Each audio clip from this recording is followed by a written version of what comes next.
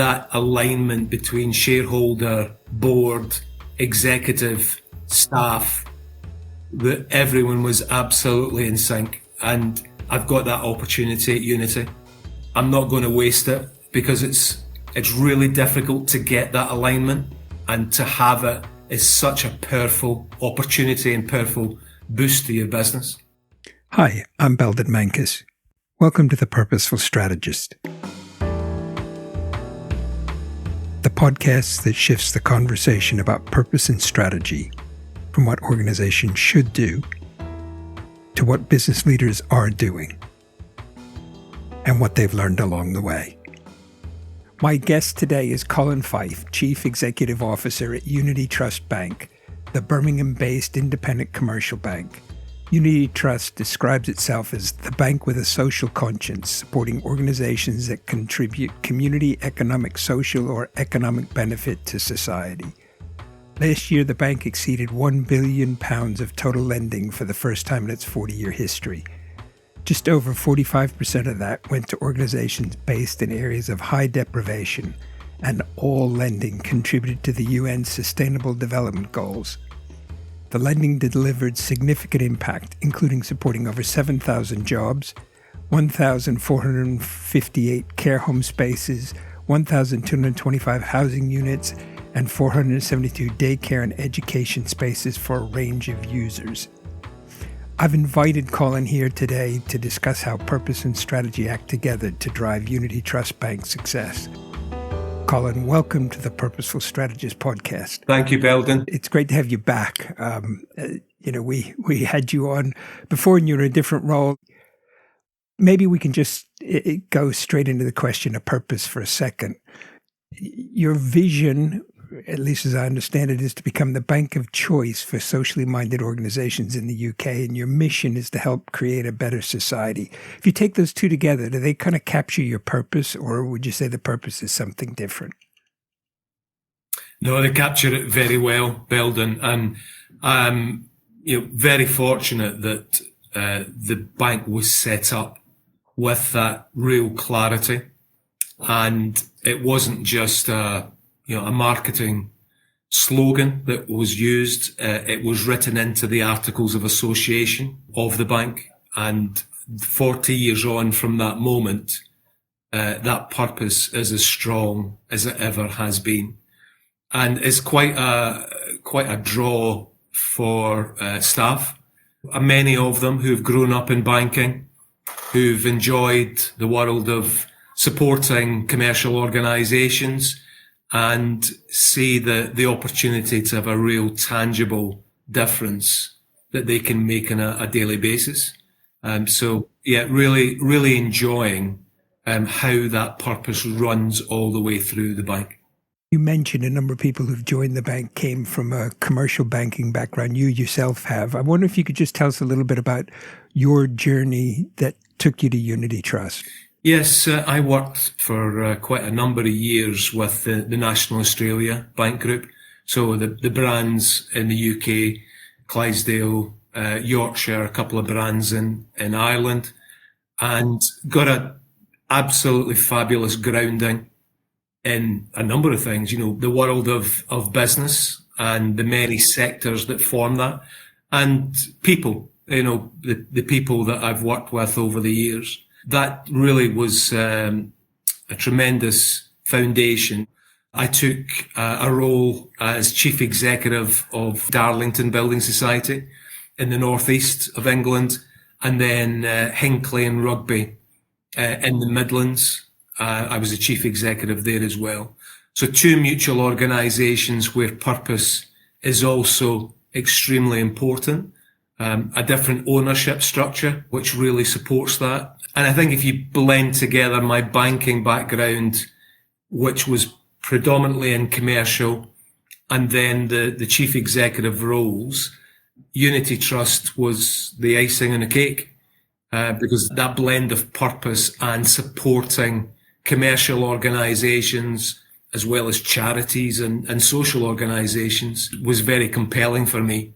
And delighted to say that the bank is exactly as presented. The purpose runs strongly.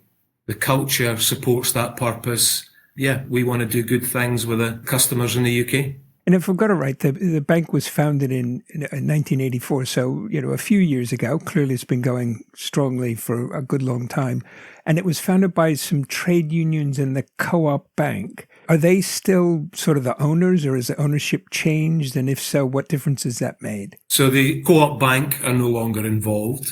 Unity was sort of part of that group until late 2015, and from that point, it has been standing on its own 2 feet and developing its own infrastructure. So that's been and continues to be an important and exciting phase. The trade unions have been shareholders from day one. Still about 75% of the shareholding is owned by a variety of different trade unions. And we've got some philanthropic social impact investors in addition to that. So purpose runs really strongly through our shareholders.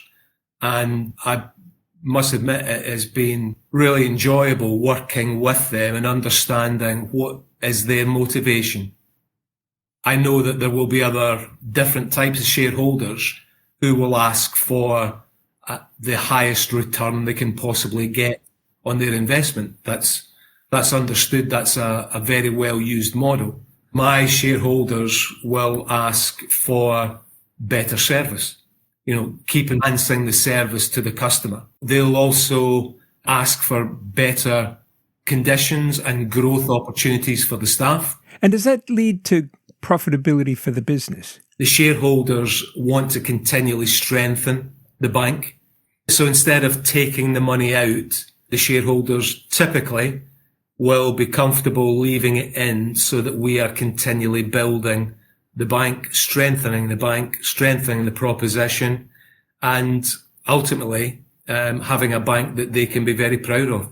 So if I were a business customer looking to borrow from Unity Trust Bank, how would I experience your purpose in action? Would it show up in something different, or would it solely be down to who I was that would make the difference? It would show up in the relationship management approach, which we have with relationship managers across Scotland, England and Wales.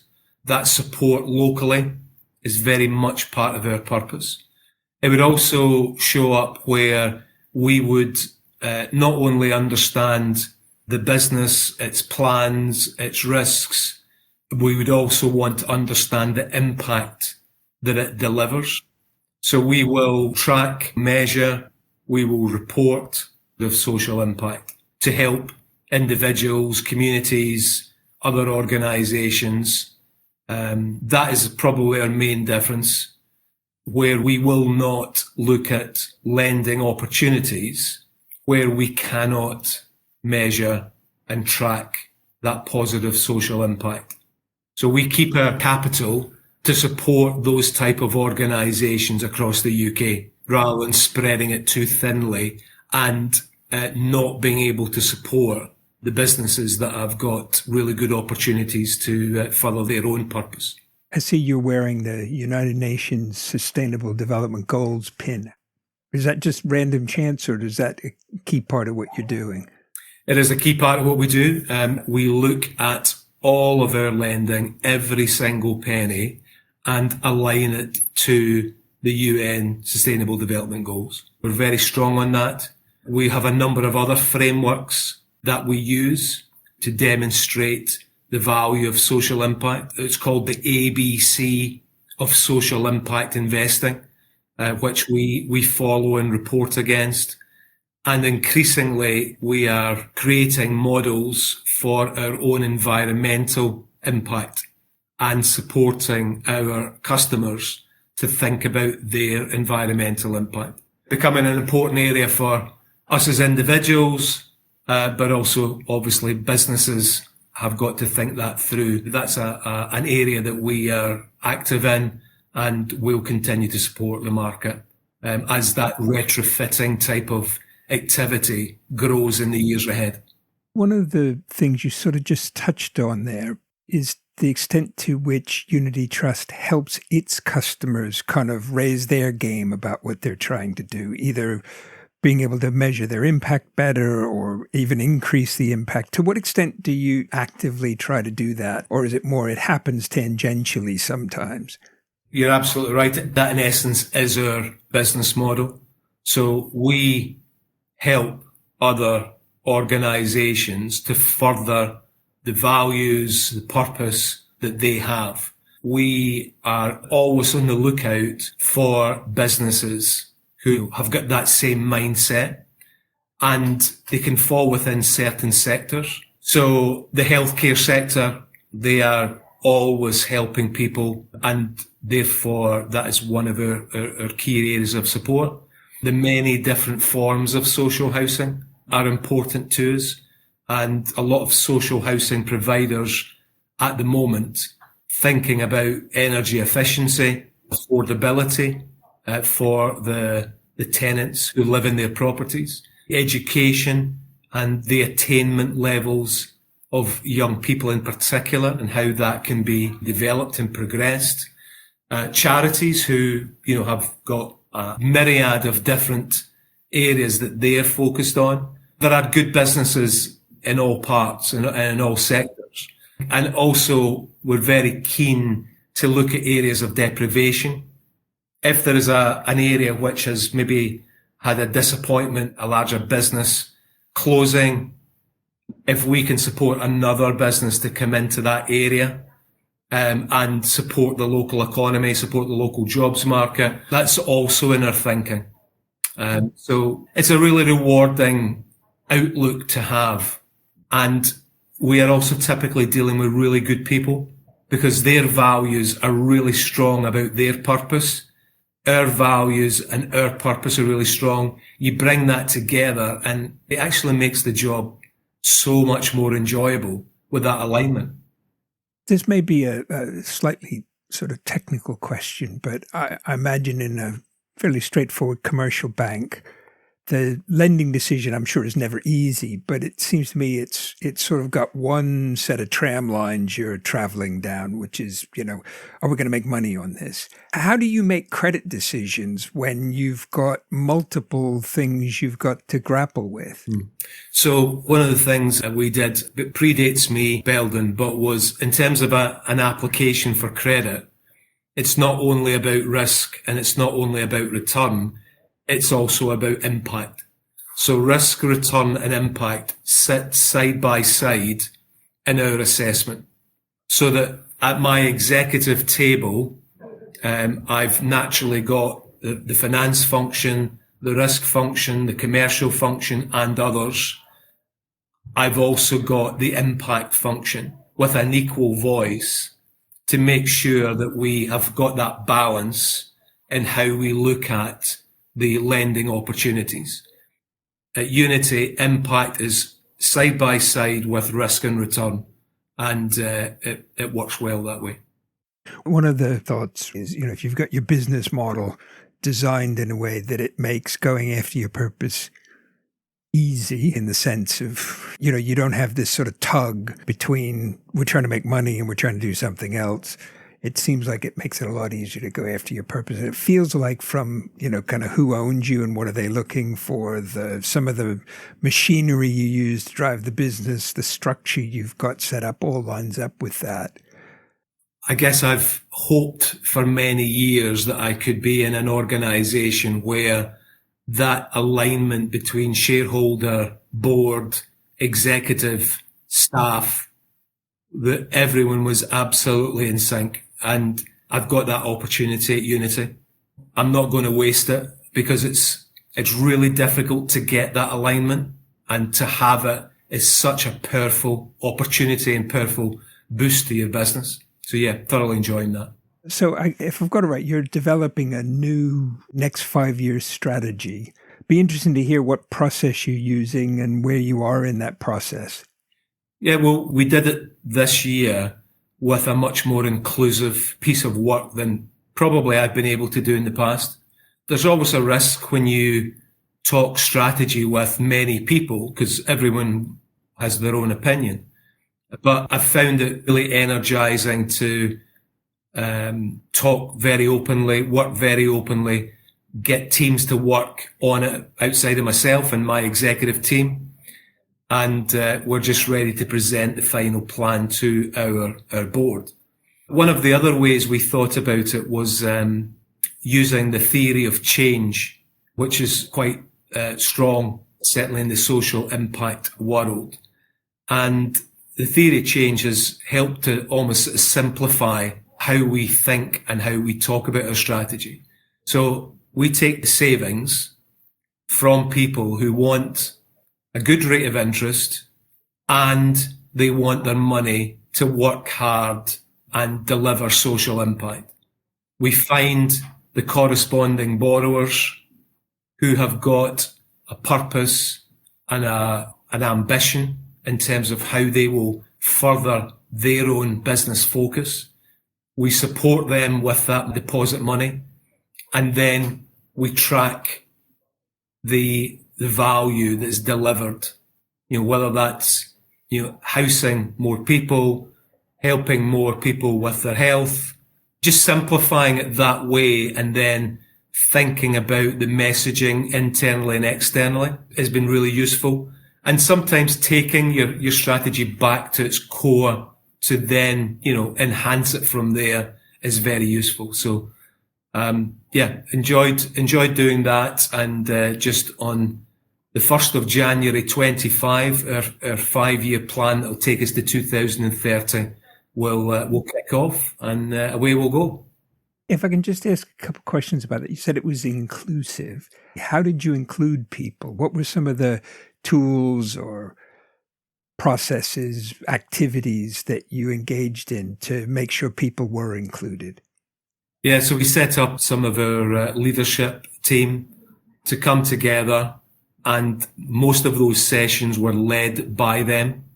We've taken quite a lot of feedback from customers, making sure that we have got enough understanding of what that next stage of the user experience can be. And again, it was our leadership group who were accessing that information. And then 12th of December, we have got all our staff together in a cinema, which I've found is actually really good for a strategy session. The size of the screen, the chance to do preview time before you kick off of what movies are coming, and then the size of the screen just really emphasizes the points that you want to make. Very collaborative, and I guess that goes to the heart of our values. And did you do all that sort of with an internal set of resources to design it and plan it, or did you use any kind of external support?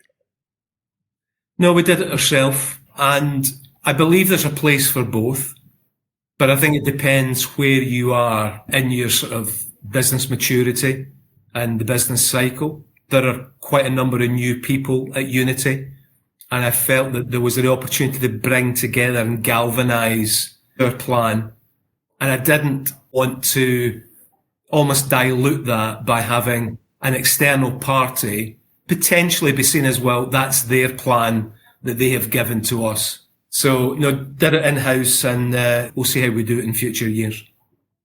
If we think about the future, are you anticipating that this theory of change, the kind of underlying strategy, is something that's going to propel a lot of growth, or is it more a kind of evolution from where you are? What's the ambition? We are focused on growth, Belden, not for any egotistical reason or because another bank is slightly bigger than us, or because our shareholders are demanding more. We want to grow simply because that will allow our purpose to be the most impactful it can be in the market. The more we do, the more we support, the more of a difference will be made. And that's really why we are ready to grow.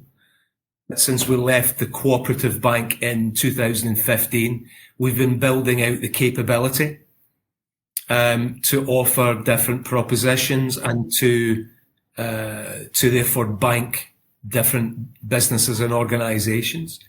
And my short-term goal with that is when we are meeting with like-minded businesses and organisations to say to them, you should be banking with us. We're very much aligned. You should bank with us, and there to be no barriers in the way. There to be no capability or functionality barriers, that we simply can say, come with us, let's do this together. And do you see Unity Trust as sort of a, kind of a unique institution, or do you see yourself perhaps as part of a growing purpose-based banking subsector? There's probably a bit of both in that. I do see it as unique, primarily due to those founding steps back in 1984. Our ownership brings a very constructive dimension to what are we focused on, and to have that written into our articles of association. We talk about the double bottom line bank, the commercially sustainable bank, and the social impact bank. So I think there is a level of uniqueness, albeit I do see banks now either starting with a focus that is more closely aligned with either environmental matters or social matters, and the larger banks are certainly trying to get closer to this space. 2008, 2009, the global financial crisis was, I hope, the peak of greed in the banking world. Yeah. If you look back over your first year as the CEO, what surprised you? What have you learned? I was pleasantly surprised that so many of the staff, when I spoke to them, what's your story about arriving at Unity Trust Bank, that there was an appeal for Unity's impact that it could make.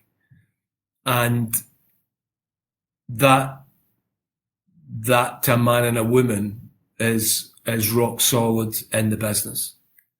Now, we've all got different reasons for ending up in different jobs and different professions. It's just felt like a bit of a magnet drawing people towards a bank that they may always wanted to have worked for.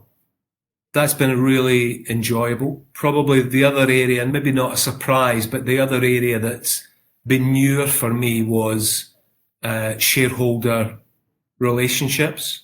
How do you strike those relationships? How do you talk about the bank in a way that they understand, support, want to be part of?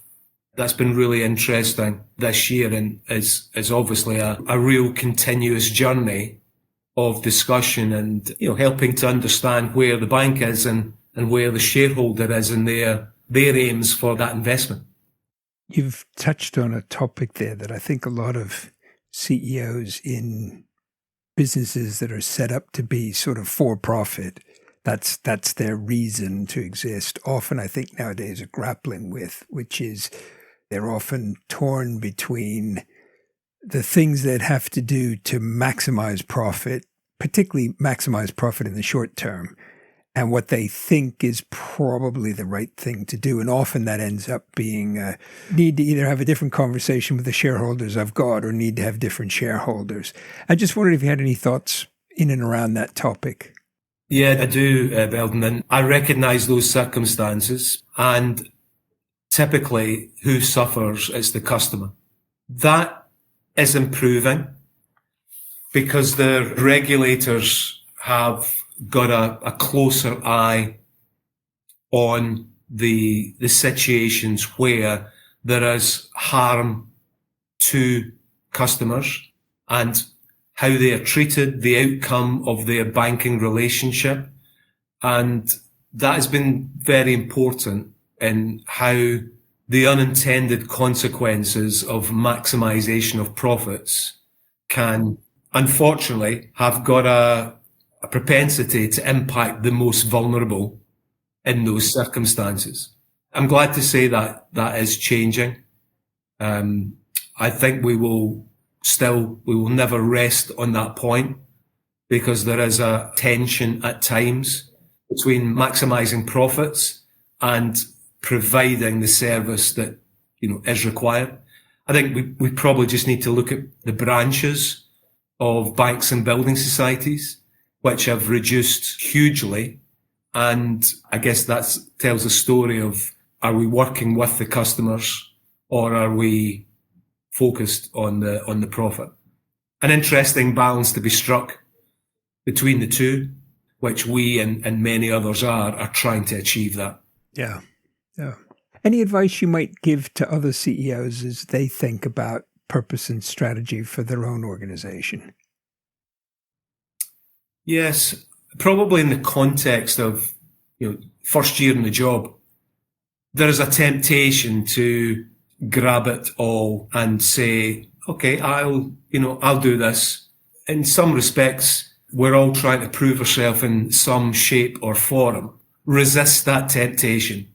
Believe in the value of, sharing the opportunity, collecting the ideas, the thoughts, the challenges, mixing them together and engaging with everyone to feel that is an organisation that they want to be part of. The most important thing you can do is to take your team, your people with you and make sure you look behind you to check where they are. And don't speed off into the distance whilst others stand still. You're not a leader if you don't have followers, so you better make sure you're being followed. Yeah. Anything we haven't touched on that you'd like listeners to know?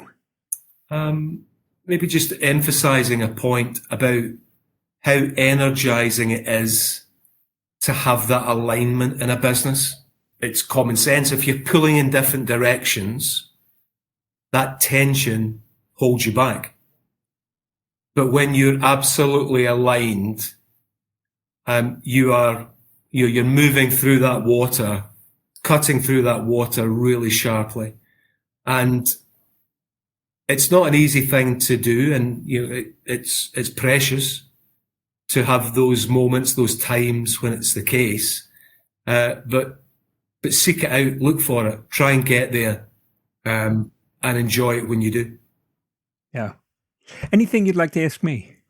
Would Unity Trust Bank appeal to you and the people that you know, Belden? I'm glad you asked that question because the thought that's popped into my head a couple of times while we've been talking is it sounds like most of the lending, maybe all of the lending you do is to organizations, businesses, charities. Is there a consumer lending proposition in there? A purpose, somehow impact-based consumer lending proposition? Not yet. We're still at a stage of maturity where we've got to get everything in the right place for the commercial proposition. And then one day we will have a look and consider, because I think as the years pass by in this world and people become more conscious of the world round about them, then particularly the environment round about them, I think there'll be increasingly a role for banks like Unity to support individuals. So, yeah, down the track. One guest we had on, it was now a while back, was the chief executive of a business in the US called Varo. And a big chunk of what they're doing, it's a lot of it's lending to individuals, and it's very much about financial inclusion and creating opportunities for people through that. And I'm not saying they're unique, but might be an interesting model to look at. Okay, I'll have a look at that. Thank you so much for coming back and joining us. It's been great to hear about Unity Trust. Always good to talk. Thanks a lot. Bye-bye.